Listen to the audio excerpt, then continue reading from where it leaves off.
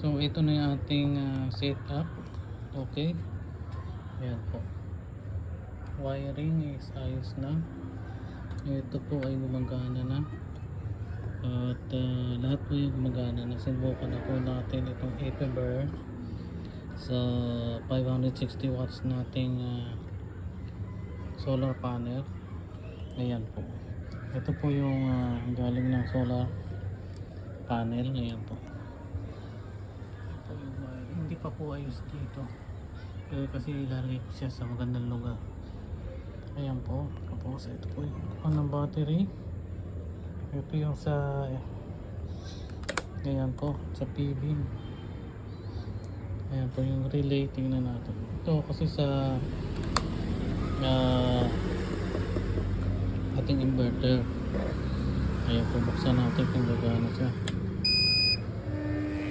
Okay. So ayan, wala pa siyang karga. 1.8 na yung nakukonsumo niya pero wala pang karga yan.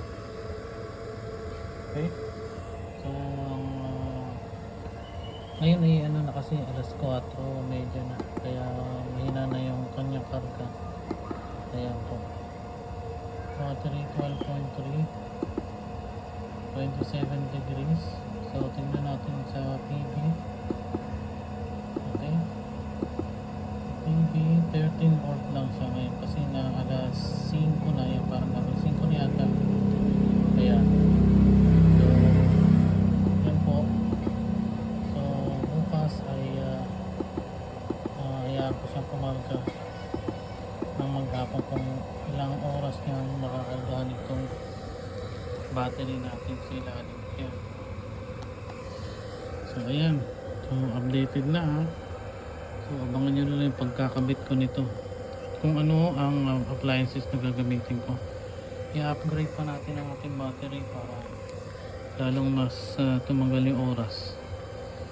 Okay, maraming salamat po sa mga nanood ngayon at pakisubscribe naman kung nagustuhan nyo ang aking video.